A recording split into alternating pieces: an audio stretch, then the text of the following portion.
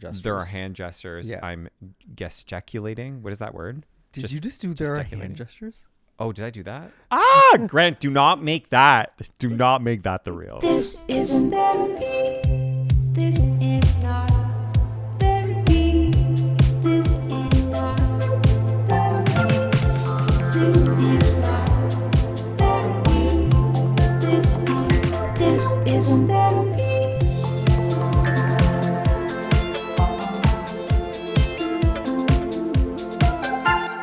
Hello, hello, hello. Hello, hi. And welcome back to another fun, Flirty fabulous episode of This Isn't Therapy. The podcast about all the stuff people are talking to their therapists about. Correct. My name is Jake Ernst. Who are you? My name is Simon Palick. Hello. What do we say after that? You usually just say, Oh, Sam, I'm yeah, because you didn't say I'm Jake Ernst and I'm a therapist, and that threw me off. Oh, I didn't say that? No. Anyways, Jake Ernst is a therapist. In any case. And I'm Simon Palick, and I'm not a therapist. And together, we're just two friends who like to have conversations about therapy themes. So each week on this podcast, we take our grubby little paws, shishing, shishing, We take our manicured claws. and we pull back that therapy curtain. We reach into the therapy room. We pull out a theme, a factoid, a question, a query, a quandary, something that is floating around in the culture. And then we take it here to the pod and have a casual Kelly couch conversation about it. Why? Well, it's because today I'm on the couch. You are. Exactly. And therapy themes are Everywhere you look. That's right. Grant put a sparkle over that. Yeah. Okay. Listen, today we are talking about. Speaking of that. Mm-hmm. Speaking of her. Yeah. She, her, that. She, he, her, that. She, me, her, that girl. We are talking about a very important little piece of music that is about to be released. Yeah. And this is Sexistential. Yes. By Robyn. Who? Whomst. Today. Yeah, this is one of, in my opinion, one of the most important pop princesses of our time. Totally. Is Robyn, and so she's releasing, I believe it'll come out at the end of March. We probably should have looked up the actual date, but we're not here to sell it. So No, I think this podcast comes out on the day it comes or out? day after, the day before. The day before. I think it's releasing on the Friday. Yeah, but we got early release. No. Exactly. So we're gonna get into it. We're gonna get into that, and Mhm. then we're also gonna talk about a topic about trad wives, yeah. and soft girlies. Soft girlies, kind of playing off of some of the conversations we had last week about just like identities born out of internet culture. And I'm always endlessly fascinated about how the lines between the digital and the real world are consistently becoming blurred, and how like things that are happening in the digital space start impacting things in the physical. What? I sense a theme already. What is the theme? I don't even know. Don't say it yet. I won't say it yet, but write I it will on a say piece of it paper and then slide it to me later. soon. Okay, we'll say it soon. Should we Okay. address the elephant in the room? Me? Me? Big girl wins? Yeah. No. What's who or what is the elephant in the room? The fact that we're on opposite sides of the couch that we usually are. We're on different couches today. And the reason for that? Do you want to tell them why? No. Yeah, exactly. Hmm. But there's a reason. If you just look closely, you might. I love that. I'm kidding. There's I'm medical kidding. reasons as I'm to why. kidding. No, I'm kidding. Medical reasons might. Stop it. Stop deep diving. Don't look into it. Why are we on different sides of the couch? Only the real girlies will know. That's so true. Okay, so we're gonna All take right. a quick break. Yeah. And then we're gonna BRB, Yeah. Okay. BBQ, LOL. LMAO. TGIF. See you later. RIP.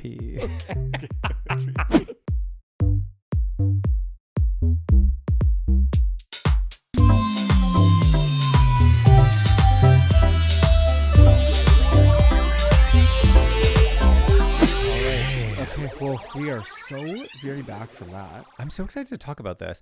And isn't there something about the fact that like Robyn, it's been like 15 years or something since an album? It's been a long time. I'm not sure on the actual number, but I Okay. think, yeah, it must I be. wish someone looked this up. It must be 15 now. It's quite a while. It's 'Cause been a wasn't long it the- time since she's been back with some good music. So we just have these 3 tracks to kind of bless us with. No, we got the full track, remember? Oh, we got yeah, the sorry. full album. Sorry, we have the full album. But we're only going to talk about the 3 tracks that have been released have to been the released. public. Yeah. So we are only going to talk about the 3 that are publicly released. Yeah. We could talk about the others, but we don't our want contracts to. won't let us. Yeah. No, we've signed some things. Yeah, we've signed enough things in our time. Yeah. This probably being the most important. Yeah. We do not want to piss off the pop princess. Can I just say it feels weird being on this side of the couch? Why? I don't know. I think it's like the light that's coming into my eyeballs. Can I be honest? That might be I like this spot of the couch. I'm gonna piss on it.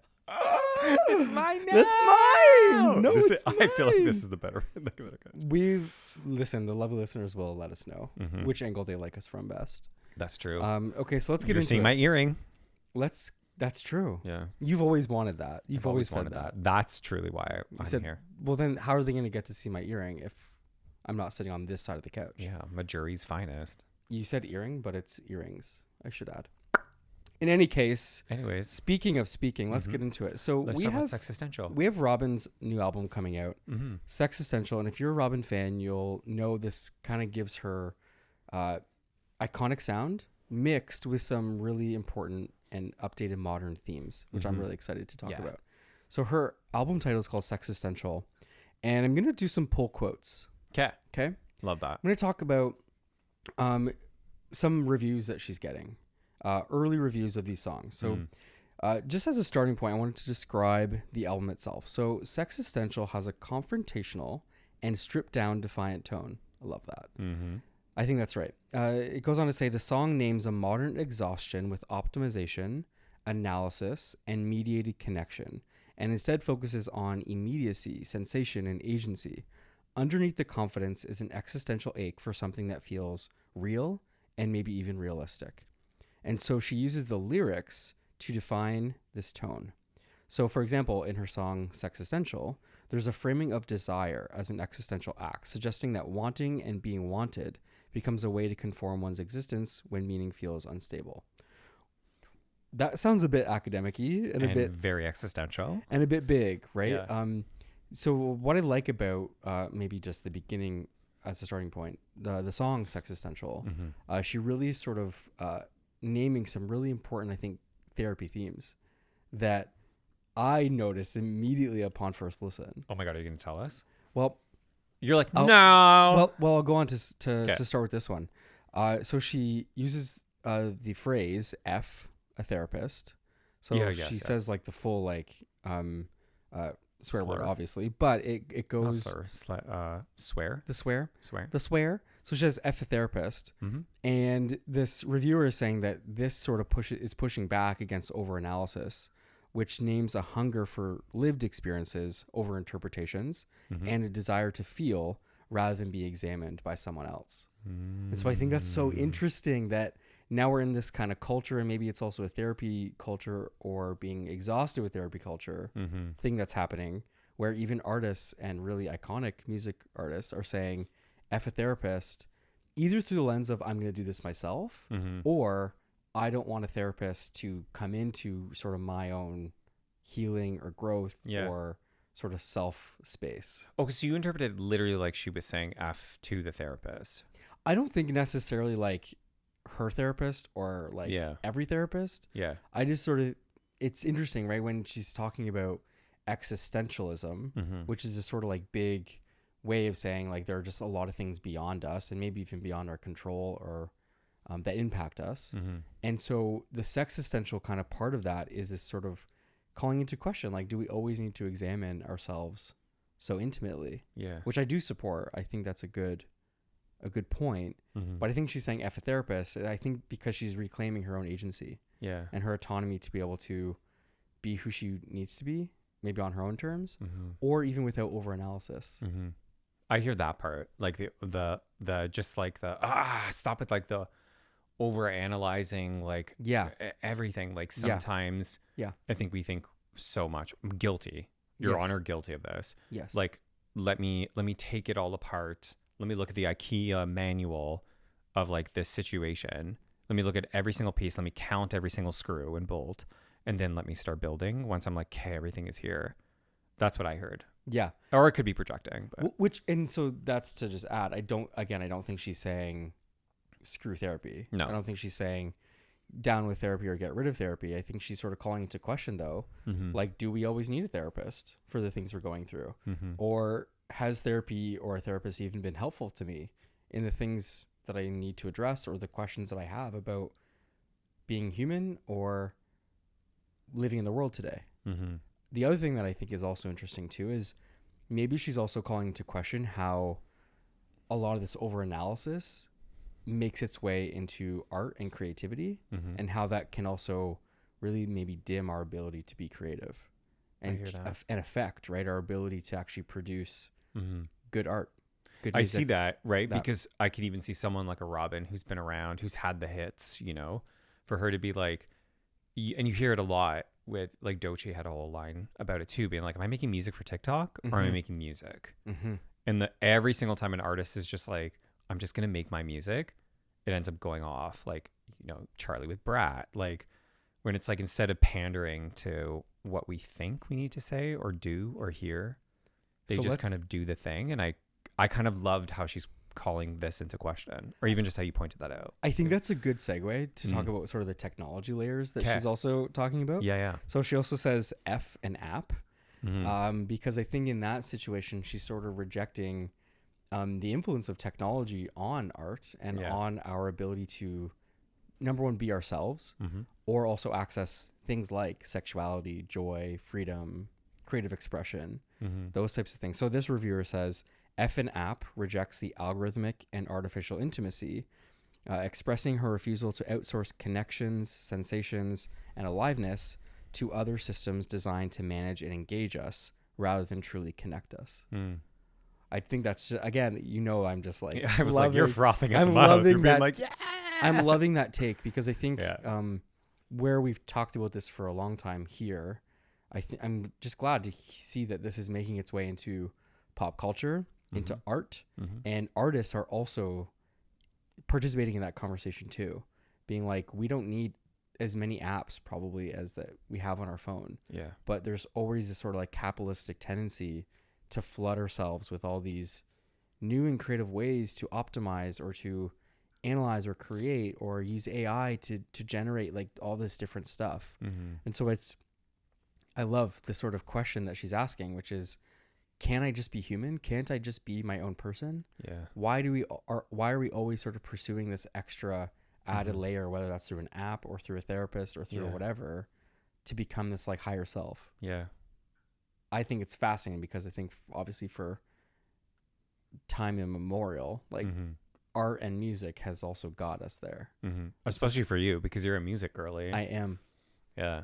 I know. I'm a big believer in that. And it's fascinating because that I think is my own form of expression, not to produce music obviously, but to listen to it and to like sort of engage in the pop culture elements of music, because I think as an art form it's just such a good way to access these types of conversations that sometimes we can't, as she's saying, access or surface in therapy. So I love that. Yeah, like almost like the indirectness of accessing something. Listen, I could get on my soapbox right now and I could preach the power of storytelling and all of that stuff, right? Well, yeah, of course, you know it so well. But I this is where it's at the risk of being too woohoo. It's like, this is why I think expression, art, is so important too. In addition to all the, you know, business doctors, like thinking about all these other different people, is because I do think that if we always communicated in such a direct, clear way, I think we would miss a lot of stuff. Yep. And I think there is places and times, and I'm so glad we have people in our lives and spaces where we need to be direct and clear about certain things. I also think that sometimes we don't have to be so like dialogue driven and everything. Like sometimes it could be a feeling. Like sometimes we can have a mutual experience watching a movie or watching a sunset, and we don't have to like name it or say it or like quantify it. Yeah. Like, and I feel like that form of communication is maybe something that existentially we're all lacking. Yes. And then therefore we're feeling very lonely or disconnected, and I'm like, yeah, well, because I don't know. I feel like we're that underbelly of stuff, of connection, of communication without just like communication through connection is something that we're missing, Totally. right? You know, one of the Art big, helps us get there. yes, one of the big things that I'm falling into right now, just from being in this sort of really big heavy writing phase for my book, is that I'm looking at the ways that arts in general and just like writing in general is another gateway into what I'm trying to communicate and express that I can't express in therapy, right? Yeah. Because sometimes in therapy, obviously it's more relational, whereas this is a bit more one-sided because it's just my own or writing. But I'm starting to look at this as like my own artistic expression, not just how can I participate in education or teach people something about Interesting relationships. Yeah. I've started to view me being a writer and a soon-to-be author Yeah. as You already are. In my book, you already are. as In the book I'm writing about your book, yeah, you right. already are. as a way of just expressing myself creatively. I think that's really what I've been given this opportunity to do through this book, is to be able to talk about things that we don't typically talk about and to sort of like stamp them like in history as a way to say, this is sort of what it's like to be in relationships today. And this is what's making it hard or what's getting in the way. Can I ask you a question without ruining anything about your book? Sure. Did you find it easier to be on the writing side, like to communicate a point by directly talking about it, or by using a story or an experience? I love this question. The answer for me personally is both. Okay. But for those who will read it, they'll see that it is very story driven. I use a lot of stories, and that I think is the bridge between like maybe not understanding something and getting to a place of understanding is by kind of walking that path with someone and saying or seeing how someone else does it or how someone else did it. And so I use a lot of stories, a lot of kind of vignettes or like examples through like sort of a mashup of clients. No specific clients stories are being used. So I'm not taking the sort of more traditional self-help route where I'm talking about one specific person's story or one specific client. I'm sort of just talking about what I've seen in the therapy room and then what I see in real life and kind of blending those together through story, which is super fun. And I see Robyn doing that a ton through her music and many other artists obviously too. Just like people I think who are really successful are those who can access that squishy middle for people and help people feel something. And I think that is the power of art, whether it's written or listened to. Totally. And you know, when, I don't know what for you, but like the barometer for me, or one of the many indicators of like, oh, they're hitting something, is I can't name it. Yeah. Or I struggle to be like, why am I feeling this certain way? Isn't it so sweet? And I think that is something that we should be seeking out a little bit more. I think so too. Because I think clean and clear and concise is great. Well, you know what they say, clean and clear and under control. And under control. Who said that?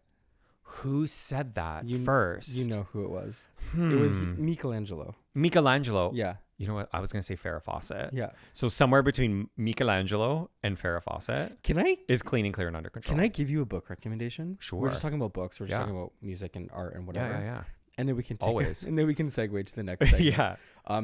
I just spent some time on vacation and it was really amazing. And I read a book which I want to recommend to you. Yeah. It's called Oil and Marble. Have we talked about this before? You Have we talked brought about this this up before. Oh, Yeah. I've read it before, but I reread it again. Yes. That's why. I do remember. It is about the rivalry between Michelangelo and you told me this. and Leonardo da Vinci. Yeah.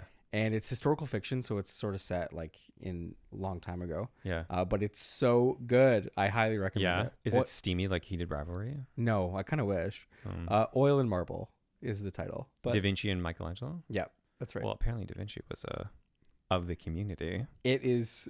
There are some moments. Had a lover named Salai, I believe. There are some moments where it becomes clear, but not between the two of them. It's more about their rivalry, kind of the creative rivalry. I don't know why that word is so hard. Rivalry. No, I'm still doing it wrong. Anyways. Rivalry? Rivalry. So it's about their creative rivalry. Got it. And Got it. And what ensues. Okay. Sue? Seuss, exactly. Yes. Okay. I love that. Wait, do you have any final thoughts about the Sexistential and Robyn? I feel like wrap it up. I can't wait for everyone else to listen to the album. Yes. Yeah. I can't wait for everyone to listen to it. And it will be probably one of my favorite albums of the year. I can already just say that right now. And what would you say is kind of like a wrap up of like what is Robyn sort of exploring in this album in like the different ways I think through different songs? I think one of the big themes she's exploring. Mm-hmm. So she is not a Westerner. She's not American. Mm-hmm. She's not Canadian. She lives in Sweden, but she, I think she is touching on that global experience of what it feels like to be alive today in this sort of interplay where technology is being inserted into our relationships. Mm-hmm. And then therefore maybe causing some really big questions for ourselves about who we are, who we can be, what does love look like when it's mediated through technology. So I've readily kind of clocked this technology layer, Mm-hmm. but I'm hoping that she'll touch on a lot more themes too. Mm-hmm. She's getting older. She's a mom, similar to Hilary Duff, who is also coming out with new music. And yeah, who has come out with new music? Yep, and she has 4 kids. Spoiler alert, we might be talking about that next week. Yay! Oh wait, I didn't even read it. I didn't even clock that. But that's okay. Spoiler. Okay, that's so fun. Yeah. Can't wait. So that's sort of where I would land on that. Yeah. Okay. Sick. Okay. Love it. Let's go into the next segment. I will see you there, kid. Okay. I'll see you there.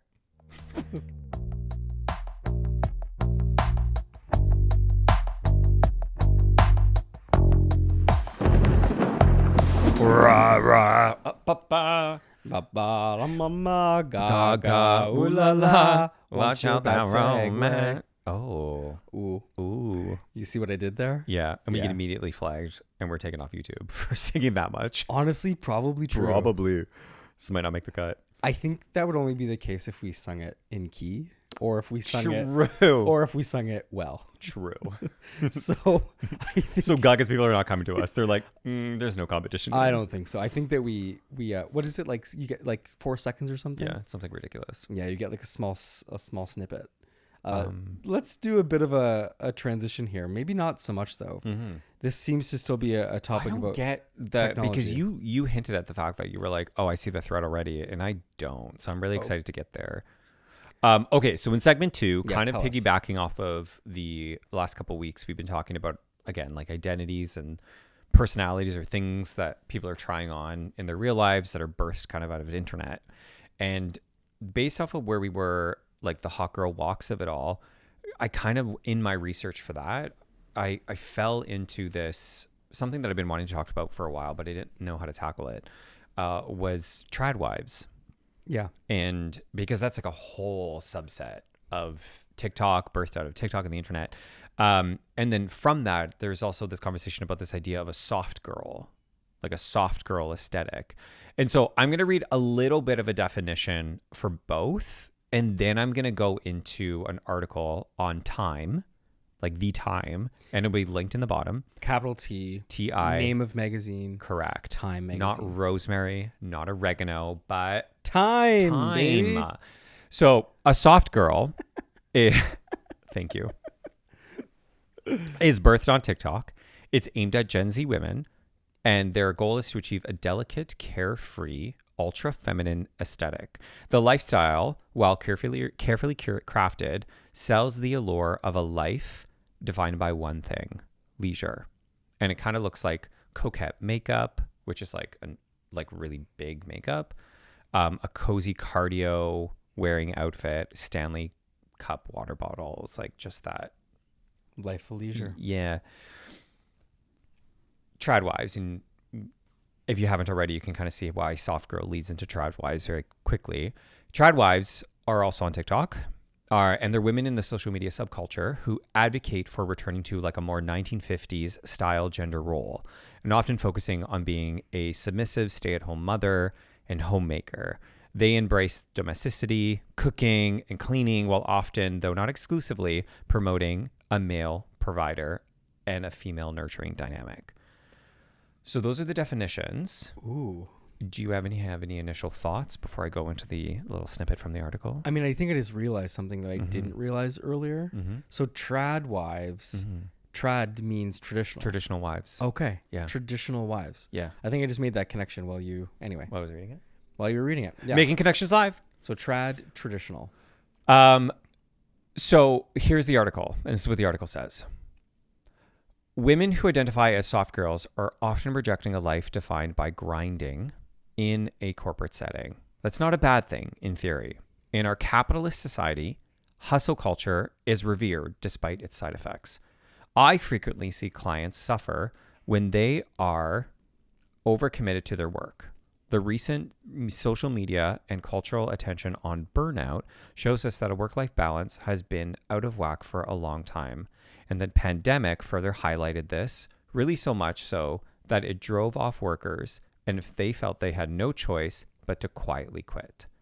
It then goes on to say the article, but the extreme pendulum swing in the direction of soft girl also lands. Oh, hold on, I'm going to be a boomer and go sideways because this is so long. Give me a sec. Boom away. Boom away. Boomers ahoy. Oh my God. Wait, how do I? Do you want me to read the rest? Okay, no, I got it. I'm just going to hold my phone sideways. I got you, girl. Read me in the comments. But the extreme pendulum swing in the direction of soft girl also lands us in the troubling waters. And it's critical to understand what might be happening to draw women back into such traditional roles. In our moment of late-stage capitalism, many people, particularly women, have watched how the system's principles have failed their elders and are, in turn, rejecting it to avoid feelings of instability. For instance, the National Association of Realtors reported that, as of 2023, millennials have a lower home ownership rate than the national average for all age groups. Many of the women who embrace soft girl lifestyles have watched millennial women hustle to the point of negativity, impacting their mental health. While still not earning enough to own a home, they may think, so then what's the point? Interesting. So the reason why I wanted to source something in the article, because I'm always obsessed with like, well, where did this come? This comes from this has to come from something. Right. What is this a response to? Yeah. Type of thing. So then I kind of liked the pairing of those two things. I think it's too easy to be like, don't act that way. But I'm like, why, where did this come from? So anyways, what are your initial thoughts about all this?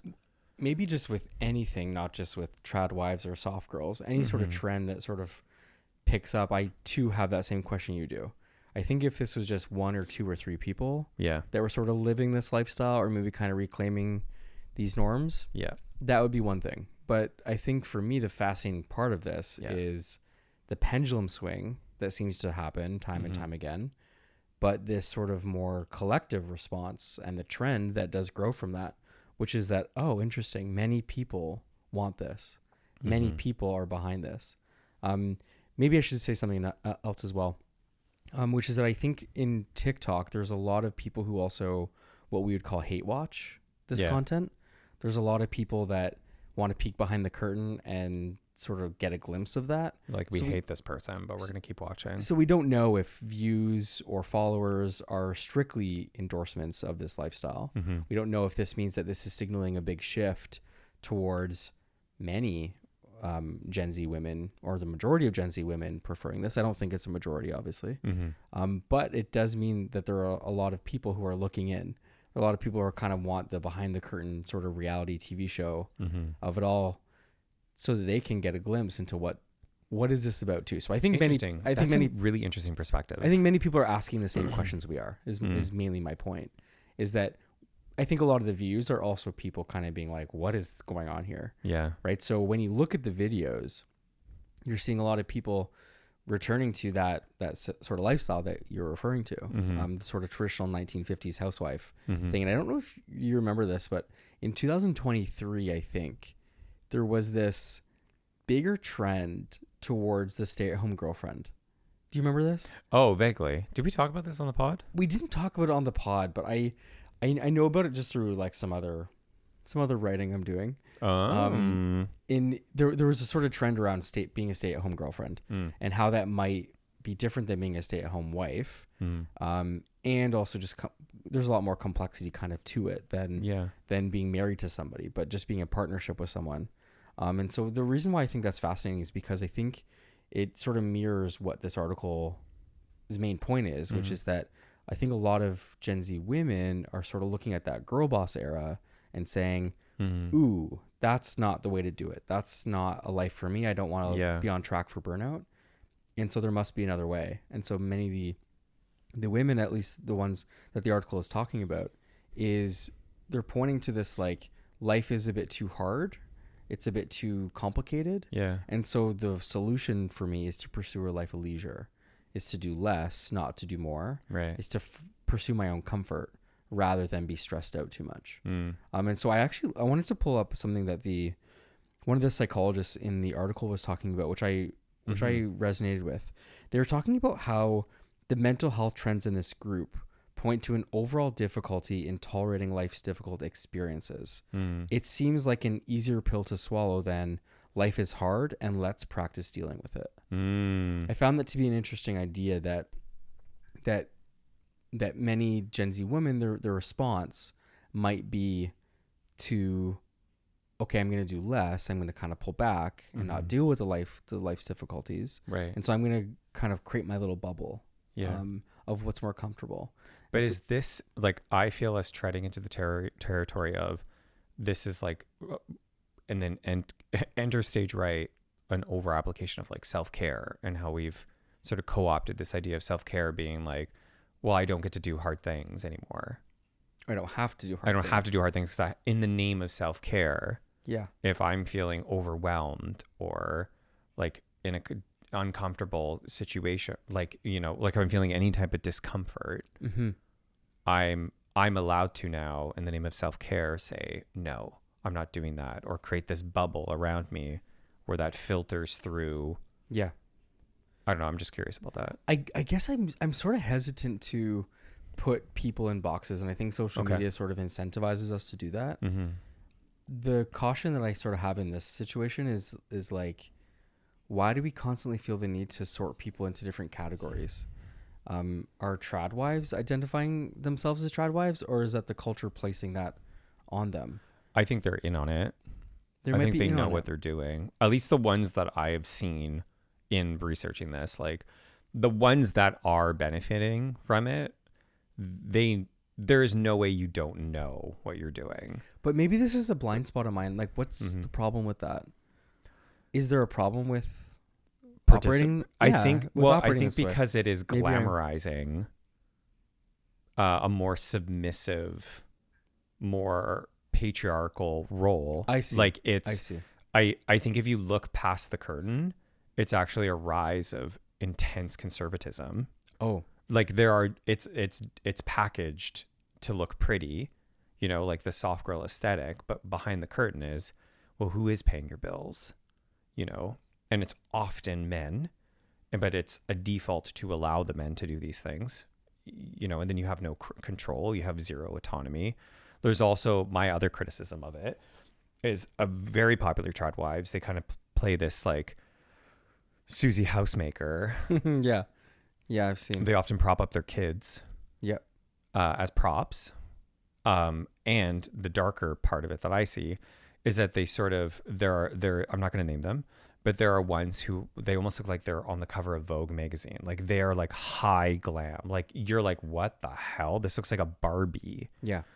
And they're doing that, but you don't actually see them doing like they're cosplaying as like middle class when they're not. I was just gonna say that because Like it's like my kids wanted cereal today, so I decided to make it versus Yes. just buy it. yes. And you're like, but the only people, like, sure, you can tell us it's because you care about the kids and you want to make sure that they eat like wholesome food, but let's be honest, who genuinely has the time to make cereal? Yeah. Rich people. Yeah. If you do not actually have to do the everyday chores of caregiving and, you know, like running a house or actually working a job, like a traditional job, then of course you have all the time in the world to like look like Barbie and make cereal. But let's But that's my critical part. well, that's what I mean. Like I'm just sort of wondering, like, to what extent is this just content on TikTok? Mm-hmm. And to what extent is this actually a lifestyle that they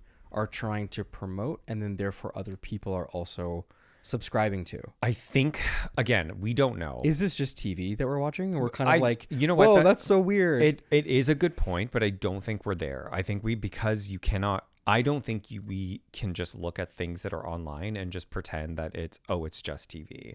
like we live in a world that is very online and very political, and there's so much going on. Right? Oh, I agree with that. Right. I just mean for these women, because if they're just influencers and content Like creators, they're pretending, they're putting on a role. but they're making a lot of money from those videos. Yeah, but by what means, right? Like if the fallout of that is like, again, there's those darker things, but it's like a rise of conservatism. It's like a lack of like female empowerment. Like there's a traditional gender role dynamic that is occurring.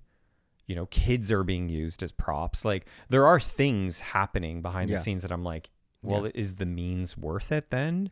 But we've decided that it's okay because it's on TikTok. But anyways, like, No, but that's what I mean. Is this just a bad conservative TV show, or is this actually bleeding out into real life? Are people actually starting to live life this way? I don't know. I don't know. I don't Same. know. I don't. I'm sort of like, I can't think of anyone in my circles that are like, I want to do that. But I cannot believe that the to your values point, and norms aren't also speaking to someone who is also saying yes. Like I think I saw some video of like, you know, like a baby trad wife, not like a literal baby, but like a trad wife wanting to like someone who's starting to be like former lawyer here, boss CEOs decided to just stay at home and make sourdough all day. I'm like, go for it. Like do your thing. You know, I think that's what we decided that feminism is, right? Like to have choice and autonomy. Yeah. So if that's what you need to do it. Do it. I think my issue that I have with as a man, you know, as the spokesperson, as a for spokesperson trad for wives. women, Trad wives specifically, is I think it's the cosplaying as middle class, because you cannot like pretending you're that. Yeah. You know. Yeah. You know, we see artists do that too, right? Like high profile artists that pretend to be like salt of the earth, like, look, I'm folksy. And you're like, no, you're not. You have a penthouse in LA. Like, stop pretending. I know. I'm thinking about Taylor Swift's album cover. I'm also thinking about Justin Bieber's like trailer park photo shoot. Yeah. Like don't cosplay like lower income or mid. Like cool. We get it that it's like a cool aesthetic, but at the same time, I'm like, I don't know. I'm always just like, I hate being pandered to, and I hate being like sold a lie. So when I see the whole trad wife at all, and I'm just like, it's so farce. It's such a lie. Yeah. It's so pretend, and it's so ridiculous. But I think the thing that makes me really angry is just like, again, the fakeness of it, but also like it's hand in hand with like the rise of conservatism. Like it's there. Yes, but let's add the mental health layer on that too. Oh yes, that's why we're here on this pod. We're not a hot takes pod. Well, I just wonder, like, to what extent are some of those women vulnerable to that, or suggestive to that, right? That sometimes when we're feeling lonely or need a group to belong to, or when we're feeling maybe really anxious and stressed and burnt out and overwhelmed by sort of the tasks that we have going on, and we don't feel like we have the skills to match us to get us there, then anytime there's these little olive branches that are extended to us, we try to take them, right? And we see this in men's fitness culture all the time. Yeah. I think this is sort of a stepsister of that, right? That we see these ways that content creators or influencers sell these lifestyles to people, and then people go, there I am. Yeah. Perfect. I want to do that too. Or even aspirationally, they're like, oh, I want to be that. But when you look behind the curtain, you're like, how are you going to the gym for 4 hours a day every day of the week? Like, who is that person who can be afforded that? Yeah. Yeah. I mean, many questions, right? So let's try to thread the needle here, because I initially am my initial thought was this, is that I think the internet really clouds our judgment on what is real and what is fake. And the initial kind of connection that I saw was that Robyn is calling attention to that, and calling attention to the ways that internet culture has become culture, and that internet culture also really has this really powerful ability to influence us. And this was one example of that. I think that whether it's trad wives or soft girls or fitness influencers, for guys, like, and for girls too, I see the ways that this thread gets pulled so tightly for people, and they have a really hard time unhooking from it. So much that they now create a new identity of it. Do you think this is just a like people searching for meaning? Yeah. And identity and purpose. And so if you find something you're like, oh, I can hook onto that. Yeah.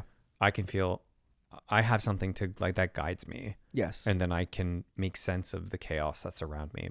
But because I know that if I adhere to this type of lifestyle or image or whatever it may be, then I'm going to be seen, heard, loved.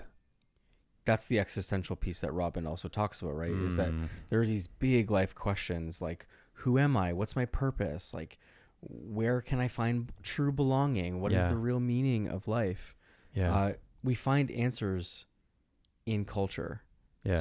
We find things in our world that try to answer that question. And I think you're right that this is a few examples of that.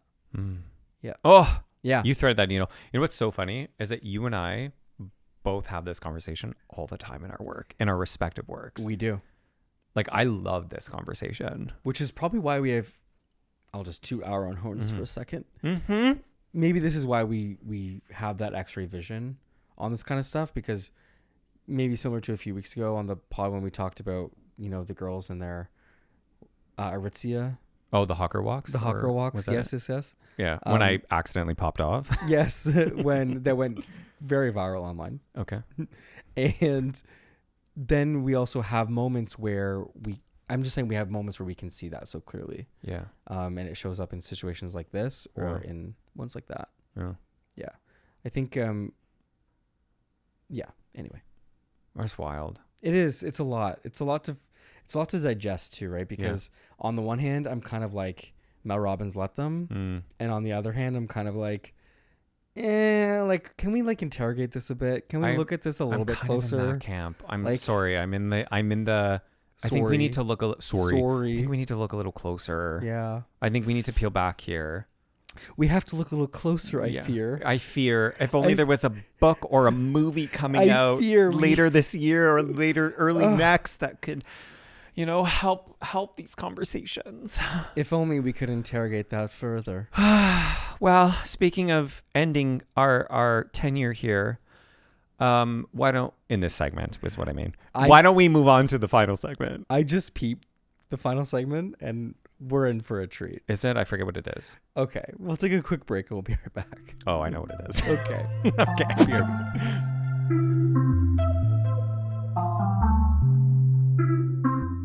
I love how every single time without fail, when we go to break, go to a little segment switch. Yeah. We sign off as if we're hanging up the phone. Yeah. Goodbye. Yeah, we're like, okay, see you later. Because I wonder if people. No, one sec. One sec. We'll be right back. No. Don't go anywhere. We'll be right back. Okay. We'll take a quick break. We'll be right back. Bye. Bye. Okay. Just kidding. We're back. This is our end segment, asking for a friend. You're gonna read it, by the way. Thank you. Where we just peel back. Nope, that's wrong. Where we reach in to the question box and we pull out a question that you have submitted to us. So if you want to do that, you can go to the link in our bio and you can just submit your question, your query, your quandary, maybe just something that you would just take to a friend rather than to a therapist. Yeah. Right? Yeah. Because again, without further ado. And without further ado, this is Asking for a Friend. Cue the music. Cue the music, baby.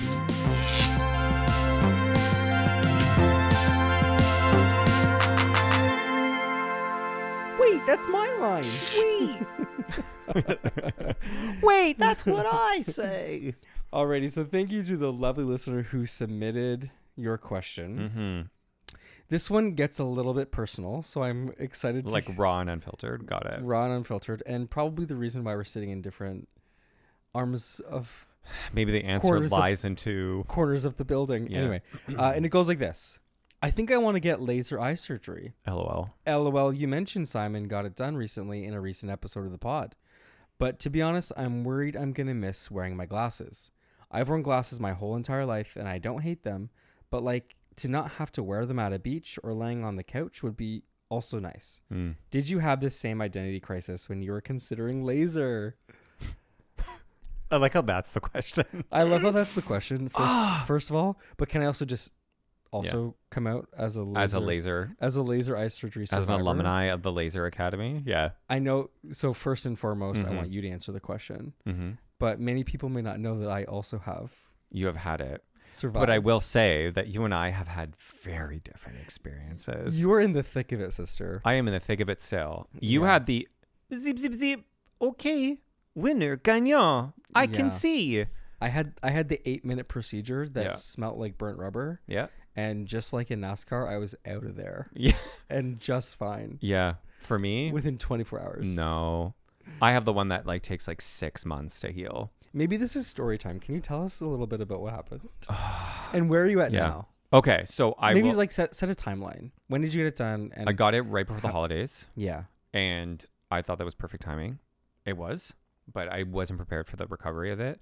So I had to do a procedure called PRK, which apparently is the original version of it. So normally the TLDR is they just like do like a little like incision. They like move the flap and they go zip, zip, zip, and they close the flap. And then like within 24 hours, you're like 80% there. And if you're not watching YouTube, you're only getting half the story because there are hand gestures. There are hand gestures. Yeah. I'm gesticulating. What is that word? Did you just do there are hand gestures? Oh, did I do that? Grant, do not make that. Do not make that the real. Do not make Grant's gonna make that the real. Anyway. And so I had to get the one where they like burn off the first layer. Yeah.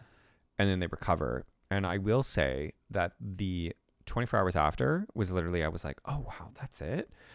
And then the pain happened. It was so painful. The way you described it to me actually felt like I wanted to. It was terrible because it's 5 days post-op.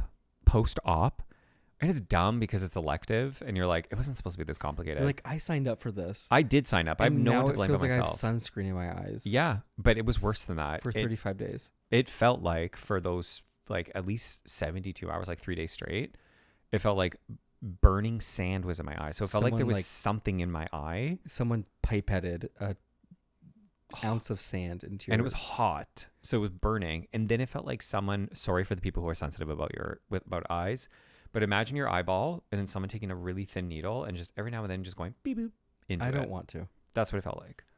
And then after that, it's just been fluctuating vision. Some days I can read my phone. Some days I can't. Some days, like right now, my right eye, it feels as though I have sunscreen in my eye. And apparently that's just like, oh, you have dry eyes. And it fluctuates. It's never consistent. And apparently that's normal. I mean, mind you, this is March. So we're sitting here like 3 months later. And I'm still like, cool. When am I going to get the benefits of this? I don't even think it's appropriate for me to talk about my experience. I don't even think it's... No, what is kind to talk about my experience. I think you should kick me while I'm down. After having kick me. It's just spit in my stupid little face. Yeah, Go. Literally. Go. That's what it feels like. Go. I mean, it's not that complicated. It's not that much of a horror story. Yeah. I had the 8-minute procedure. I went home for 24 hours and I took the drugs, and I woke up with a brand new set of eyeballs, and I felt like I could see sound. It really was that one day amazing. I'll get there, I guess. They told me that I had 2015 vision after I left. Oh, isn't that nice? Meaning one better than 2020. Wow. Do you want to know what they said about mine? They said, your right eye is taking a minute to cook. And I was like, cool, because I'm not going under again. So she's better catch up. They said, we're having a really hard time getting you to 2020. The left one? Phenom. Yeah. The right one? She's taking a minute. She's having a hard time getting herself to an appropriate level. I'm like, cool. Can I Command Z this whole process? I will go back to glasses. Like, I am in that phase where I'm like, what did I do? Anyway, so we're on other ends of the spectrum here. If ever in the future you want to pay thousands of dollars to have your eyeballs poked, through PRK, you can do that. Think twice. Are we gonna get sued for bashing PRK? I don't know. Anyway. Wait, but that wasn't the question. Did you have an identity crisis about glasses? That was the question. Oh. Did you have an identity crisis about the glasses? I think that was the question. May I just say sorry to the lovely listener. We went off. 1,000 apologies. So stupid. This is the wrap-up segment, and we're just like, blah, blah, blah, blah. This is us.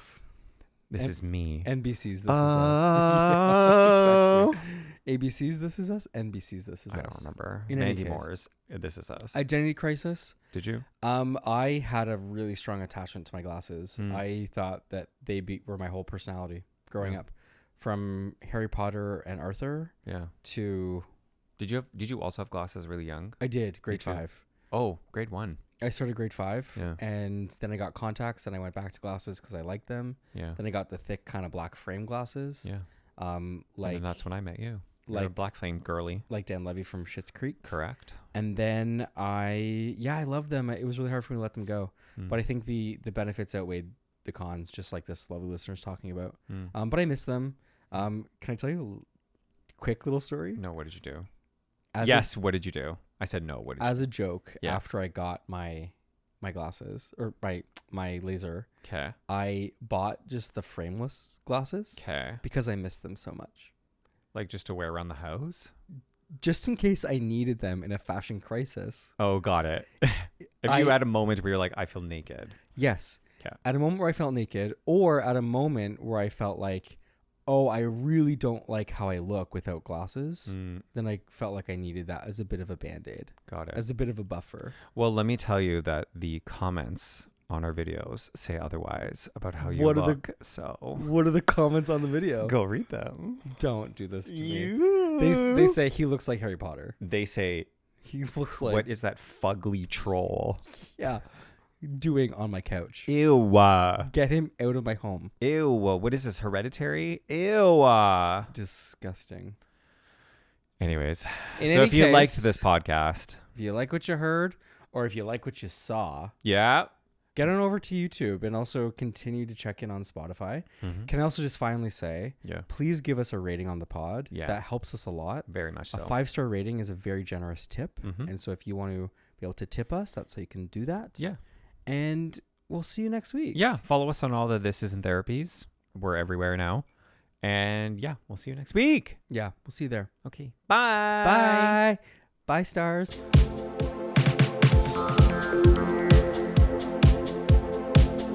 This isn't therapy. Wow, that was a big clap. Yeah, I felt the air Yeah. in my eye. I felt it on my face and in my groin.